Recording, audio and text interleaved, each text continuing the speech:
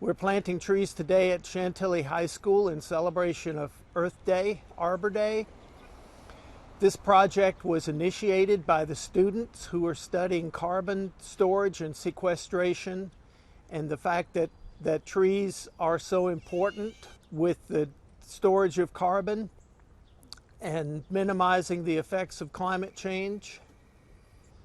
They looked around their school and thought they could get some more trees planted and contacted me to see what the county could do as far as providing some trees.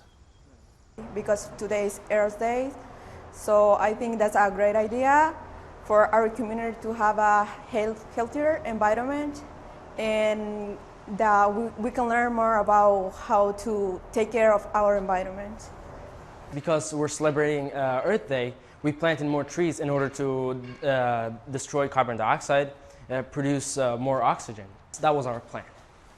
It's always good to see young people understanding and appreciating the environmental services that trees can provide and taking action.